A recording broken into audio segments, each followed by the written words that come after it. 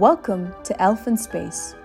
This week, we hear from retired astronaut Nicole Stott. Nicole is known as the artistic astronaut. Her mission to space and under the ocean changed her outlook on life, our planet, and hope for the future. Join us as we find out more.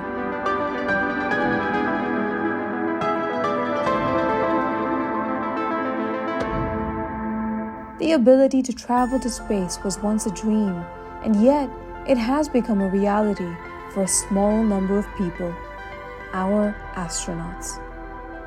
Looking down on our planet Earth gives a unique perspective, and time and again, those who've been to space tell stories of how the experience changed their view of our lives on Earth, our ecosystems, and our environment. My name is Nicole Stott. I'm a NASA astronaut, retired, an aquanaut, artist, author, engineer, most importantly, a mom. I have had the opportunity to fly in space twice. Before that, though, I worked for a little over 10 years as a NASA engineer on the space shuttle and the space station program, helping get all of that hardware ready to fly to space and prepared for the astronauts that were going to fly on those vehicles. Also had the chance to fly as a what we called a flight engineer on the shuttle training aircraft, which was this really cool modified corporate jet that we used to train the shuttle astronauts to fly and land the space shuttle. And then in the year 2000, which seems like a long time ago now, was selected into the 18th group of NASA astronauts. Our nickname is the Bugs. And then later was able to fly in space twice. First flight was considered a long duration flight at the time. I flew up on the Space Shuttle Discovery, spent a little over 3 months on the International Space Station with the Expedition 20 and 21 crews, and then came home on Atlantis. And about a year and a half later, I flew on the final flight of the Space Shuttle Discovery.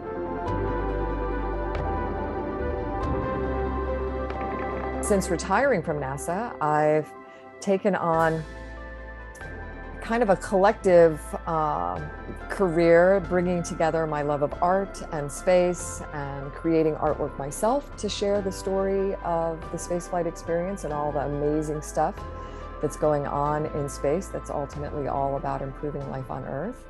And then formed a really wonderful foundation called the Space for Art Foundation, where we are uniting a planetary community of children through the awe and wonder of space exploration and the healing power of art. And somewhere along the way, had the chance to write a book called Back to Earth.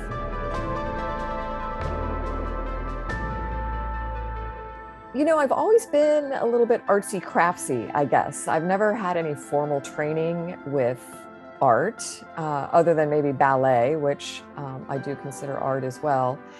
But I've always loved creating things and kind of experimenting with painting and building things. And so along the way, I just developed a love for art. And when I was getting ready to fly in space the first time, I was encouraged to think about what I might want to bring with me from Earth that I enjoy doing down here on Earth, what I might want to bring with me to space to enjoy there as well. And I'm very thankful, really so thankful for that advice. And I brought a small little watercolor kit with me, and I painted while I was in space. You might look at it and think, oh, wow, did a kindergartner do this? It's pretty simple painting, but it was a really wonderful experience. I would say it was a personal highlight of the space flight for me, from, I think, the human side of humans doing human space flight.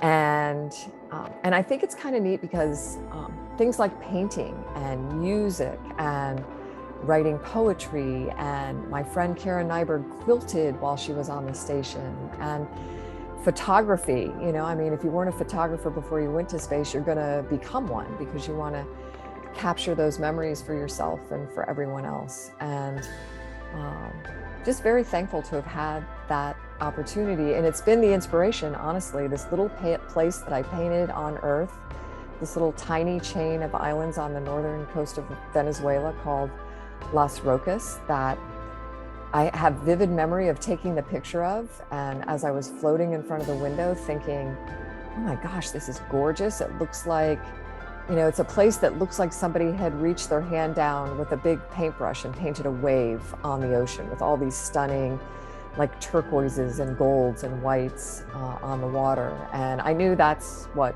I would paint while I was in space. And that one picture, that one image, that one opportunity to paint has influenced all of what I've been on this mission for following my time in space.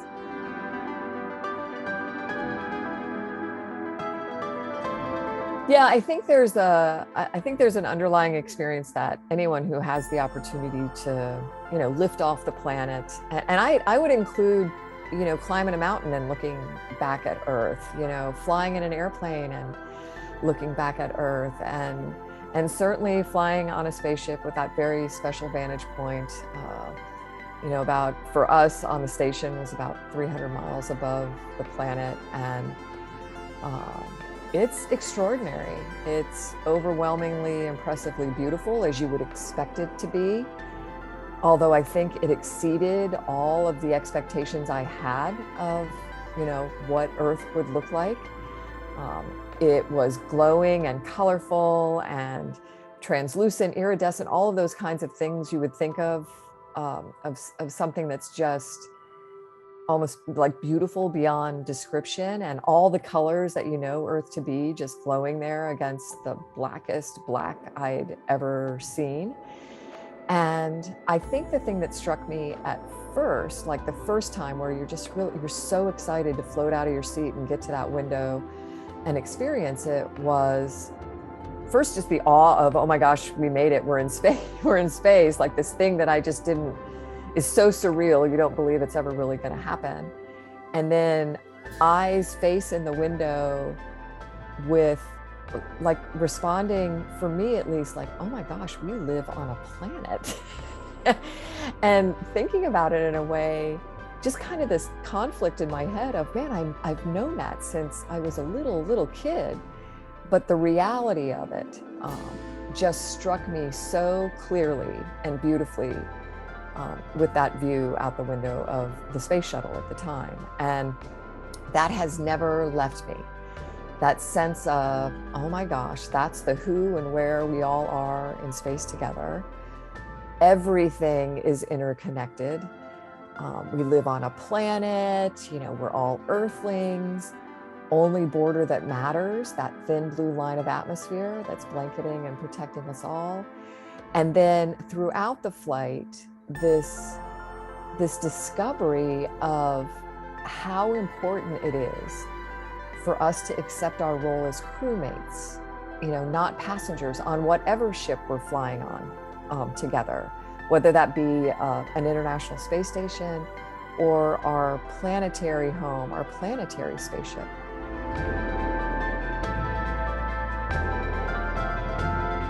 My hope at a very basic level is that, throughout the book and the ways that we, sharing the ways that we live and work as a crew peacefully, successfully, I think those are two really important words on this mechanical life support system. This place where we have had to mimic as best we can what Earth does for us naturally, right? And then every step of the way and how we work in that place together, we are having to wake up every morning and checking on how much CO2 is in our atmosphere, how much clean drinking water we have, integrity of that thin metal hull, the health and well-being of all of our crewmates.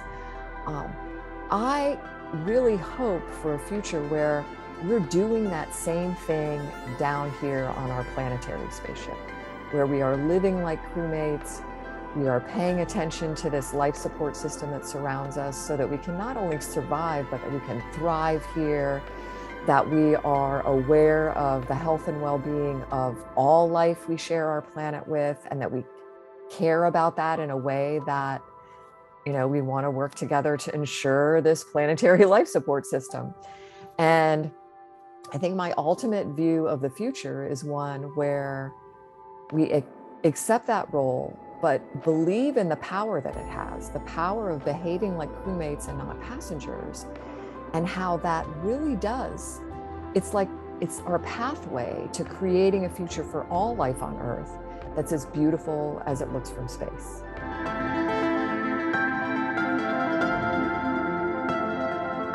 I think that, you hear a lot people talking about, oh, we know more about space than we do about our own ocean.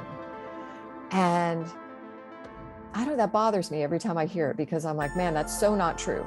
We might know more about maybe the surface of the moon than we do about our own ocean. And I think that's even stretching it, because there's so much to know about all of these places. And when you think about our planet as this tiny little place in the universe, this tiny little, ultimately significant place in the universe, I just don't believe that we know more about space than we do about our ocean to be true. However, I think it is equally important for us to be exploring, understanding this inner space environment that we have, this under the surface of the ocean kind of thing that goes, it goes deeper below the ocean than that, the thickness of our atmosphere. And we are absolutely obligated to understand that, to understand it before we go and mine it or, scrape the bottom of it for something. We need to understand what exists there, how it connects to all of the other life that exists on this planet, and how that ocean itself is absolutely it's a critical part of how we all survive on Earth. So the parallels to me are perfect in that what we plan are thinking about doing in space and the way we explore it are the same kinds of things we should be doing in our own ocean. And it's about life is what it ends up being about. And we train as astronauts by going and living underwater and we joke, we get to go live in inner space to learn how to live and work in outer space. And the parallels there are perfect. I mean, you go and you dive down to 60 feet under the water. And once you're there for an hour, your body is so saturated with nitrogen, you can't just swim safely to the surface. So we live in this habitat, this kind of school bus sized habitat that's at 60 feet underwater. And we live there with that nitrogen in our bodies, knowing that if something goes wrong in that place, we as a crew have to learn, work, figure out how to deal with that issue right there at 60 feet underwater, because we can't safely swim to the surface to just escape it, to deal with it. The same thing is true on our spaceships. We're on that International Space Station, something goes wrong there in that extreme environment. We have to figure out as a crew how to deal with it there, not escape it, not run away from it, because it can be even more dangerous to try to escape it.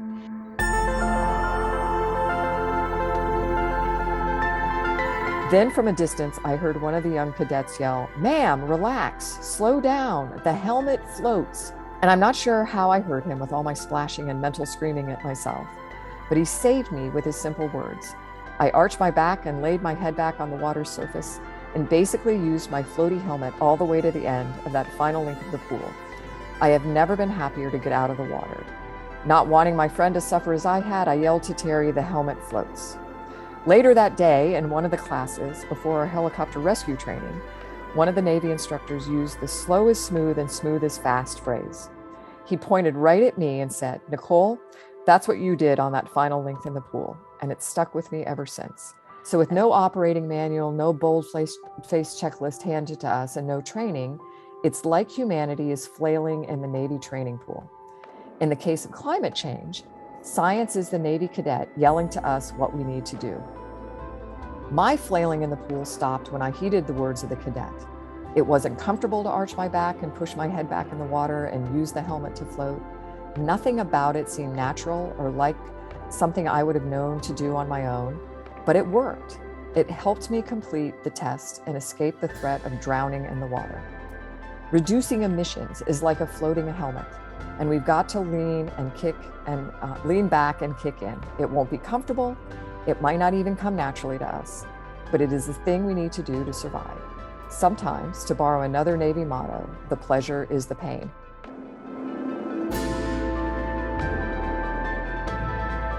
To me, there's just like this idea of behaving like crewmates, not passengers, of believing there's a solution to every challenging problem, of approaching things with here's how we can, not why we can't, like philosophy.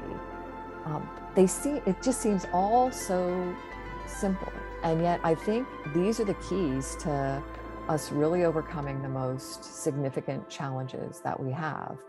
And I'm hopeful that somewhere in this book, when people read it, which I hope they will do, they'll find their own little tidbit that is a call to action for them, and that just sets them on their path of behaving like crewmates. في المرة القادمة على ألف في الفضاء، ما الذي قمت بإعادة تدويره اليوم؟ ما هي المواد التي تصنع منها قوارير المياه الخاصة بكم؟ هل إعادة التدوير جزء من حياتكم؟ عندما نكون في الفضاء لا يمكننا أخذ الكثير معنا، ولا يمكننا الذهاب إلى السوق والحصول على المزيد من ما نريد. لذلك علينا أن نكون حذرين للغاية بحيث يمكننا إعادة تدوير كل شيء. سأخبركم بالمزيد في المرة القادمة. Now, it's your turn. Follow us on Elf in Space and find out this week's activity. Don't forget to share everything space with us.